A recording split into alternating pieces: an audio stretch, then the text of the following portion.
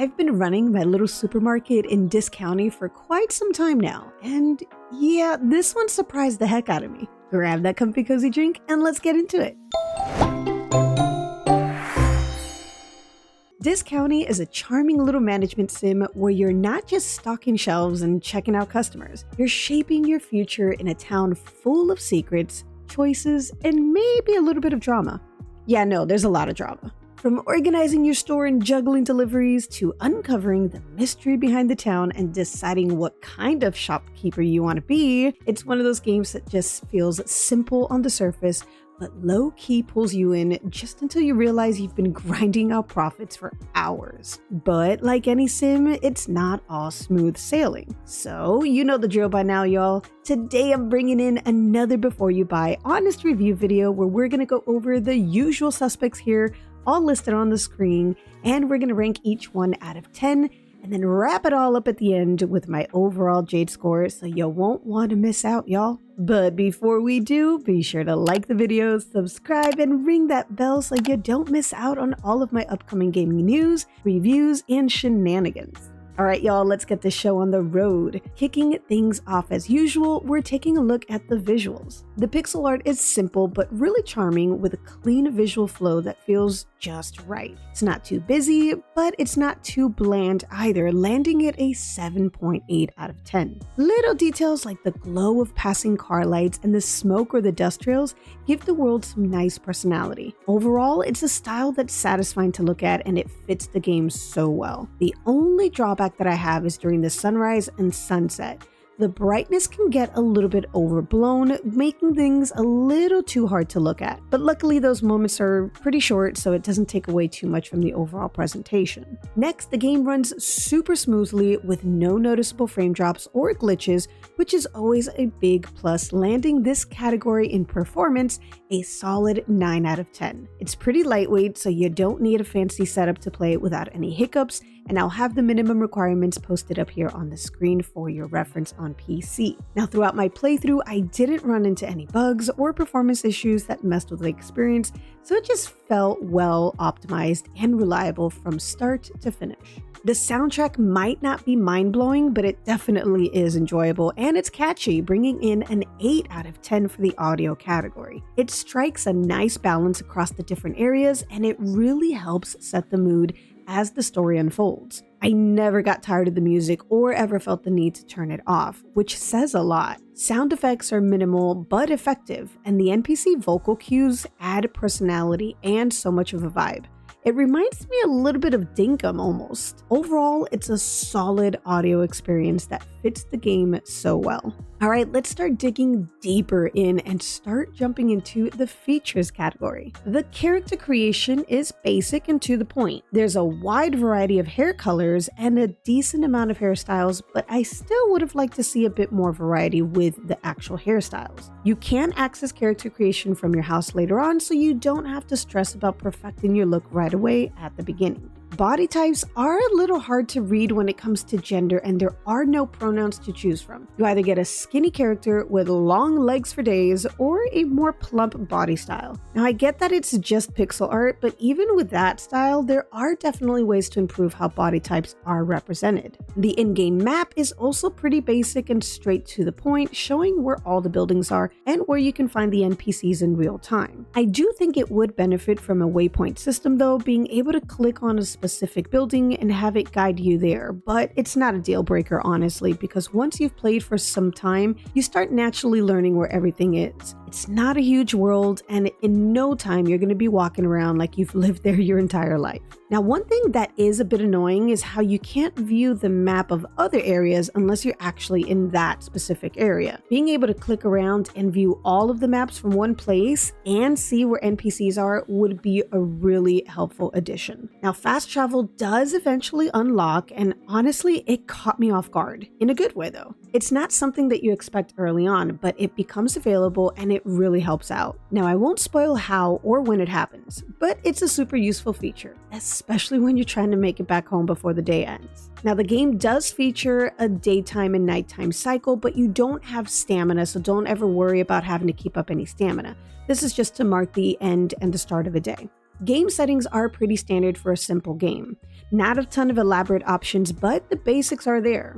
The option to toggle running or use the push to run function is definitely very appreciated. And turning off screen shake was a big win. That kind of stuff can trigger headaches for a lot of players, myself included, so it's always appreciated when the options to turn these things on and off are there. I always disable screen shake and flashing lights if that's present in any game, and thankfully, this one doesn't cause any motion sickness. It sticks to a flat view with no full rotational movement, and the field of view is decent, so you always get a good look of your surroundings. So fear not, my fellow motion sickness friends, this one's not going to get you sick. Now, one thing that the game is missing though is a manual save. You can only save by sleeping and starting a new day, which used to be the norm in a lot of the older life sims and management games. But more and more games are adding manual save options, and I think this one would really benefit from it. Again, it's not a deal breaker, but definitely something that would be nice to have. And lastly, one small complaint is that you can't skip the daily story recap. You're able to skip dialogue and cutscenes, but for some reason, this recap plays out one item at a time, showing your shop's performance basically in slow motion. After spending the day juggling customers and managing inventory, it kind of kills the momentum. The more you sell, the longer it takes. Yeah, it can start to feel repetitive every in-game day. So please, let us go ahead and skip this, I beg you. Now, with all this being said, I'm scoring the features category a solid 7 out of 10. All right, let's go and shift on over to gameplay mechanics. You've got your basic shop management loop where you purchase products for your store, you unload them from the delivery truck, and organize everything between your storage room and the shop floor. The item placement system is simple, smooth, and flexible, letting you move things around freely and place items across a good range of space. The decorating mechanic is just as easy. You can pick up items and drop them wherever you want, giving you full control over your store's layout. Now, on top of that, you can buy decorative pieces with in-game currency, which adds a nice personal touch and some freedom to customize the vibe of your shop. And what's nice is that you can continue placing orders and collecting deliveries even while your store is open for business and customers are actively shopping. So you're constantly juggling tasks, restocking your shelves, organizing the floor, making sure everyone's needs are met, and so forth. The pacing here is really solid, and it gets more dynamic as your shop levels up, making the day-to-day gameplay feel very rewarding. As you progress, you're going to unlock tools that help speed up customer checkout and streamline your operations, but the game still keeps you busy. It never feels too automated, which helps maintain that hands-on feeling. There's also a trade deal system that introduces kind of like a perk tree, in a sense like a skill tree. These perks are tied to specific vendors and can improve your deals or unlock helpful features. Now, if you ignore this system, trust me, you're gonna feel it. It has a noticeable impact on how efficiently you can run your shop. But it's not all just shop stuff. Outside of managing your store, you're gonna spend time exploring the town and interacting with the locals. Your choices matter here, with multiple story endings depending on the path you take. The relationship building isn't your typical gift-giving grind either, thankfully. You just talk to people and see if they have tasks for you, and then notice how they behave while you're shopping. It feels more natural and less like a checklist. So whether you're in it purely for profit or trying to support the community around you, the game gives you the freedom to shape how you play. And that's what makes the mechanics stand out here. It's more than just selling stuff, it's how you choose to live and work in this world. So while the mechanics may not reinvent the wheel, it still executes its systems pretty well with just enough depth and player freedom to elevate it just above average. And this is why I'm ranking the gameplay mechanics a solid 8 out of 10. The story is very intriguing and definitely kept me curious throughout, especially since the choices you make actually matter. It does have a slow and abrupt start, plopping you right into the action without much of a build-up or a grand cinematic introduction, which I would have liked to see since there is a pretty nice story narrative here. But once chapter 1 begins, things quickly get more interesting, with plenty of fresh, engaging dialogue from NPCs that slowly reveal the town's history and its many secrets. It's far from a typical cheerful story.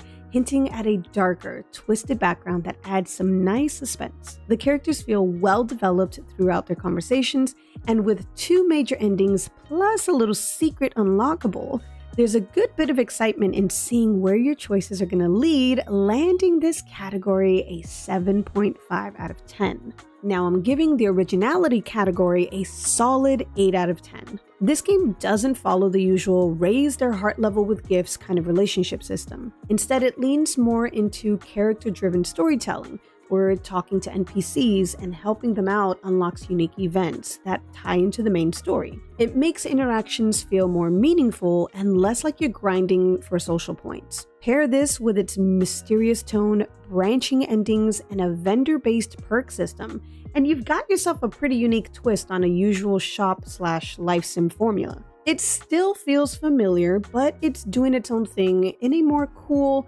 narrative-focused way. As for the fun factor, I'm giving it a 7.5 out of 10 because honestly, it's easy to lose track playing this game. Managing your store, organizing stock, and watching the story unfold all come together in a very satisfying way that keeps you so engaged. The pace picks up nicely as you unlock new tools and features, and the mystery behind the town adds a really nice layer of curiosity. While the beginning can feel a bit slow and the gameplay loop might get repetitive after a little while, it still manages to hold your attention and makes you want to keep playing. It gives you that just one more level kind of feel, and I'm here for it. While the game delivers a polished, fun experience with meaningful story elements and progression, its overall scope and limited replayability makes it feel slightly overpriced, coming in at $19.99 US, landing the price category a 7.5 out of 10. Pricing it at maybe $14.99 would strike a much more appealing balance, maximizing player value and staying competitive in a very saturated market. It's still not breaking the bank at $20 though, but just feels better suited at $14.99 in my personal opinion. When it comes to replayability, I'd say This County lands a 6.5 out of 10. The game does offer multiple endings and some player-driven choices that can shape the outcome of the story, which gives you a reason to go back and see how things play out differently. But once you've wrapped up the story and unlocked those key paths, including the little surprise, there's not a ton of variety left to pull you back in for another full run. There aren't random elements, sandbox systems, or major gameplay variations that make each playthrough feel unique. It's more about experiencing the narrative again with a slightly different approach, which may not be enough for everyone. So yes, there's some replay value here, especially if you're curious to see how different choices affect the town and its characters and want to go achievement hunting, but it's not a game that you're likely to sink dozens of hours into after the credits roll. Still, for what it offers, it holds up decently. Alright y'all, that is all 10 categories all broken down. The time has come for the Jade Score tally. Are you ready? The Jade Score for This County is 76.8 out of 100, breaking it down to 7.7 out of 10. That's not bad at all, y'all. I definitely recommend picking up this game and seeing for yourself how easily you can get wrapped up in this strange, twisted little world. I honestly can't get enough of it right now. Now, if you want to see me live stream the game, be sure to drop a follow over on Twitch, where I plan to bring on all the shenanigans with you all in a very fresh playthrough. You can expect to see This County launch in its full release on August 21st on PC, Switch, Switch 2, PlayStation, and Xbox. Basically everywhere, the more the merrier. And if you want to check out any of my other Before You Buy review videos, check out this handy dandy playlist that I have linked right here on the screen. Alright y'all, until the next time, happy gaming, bye!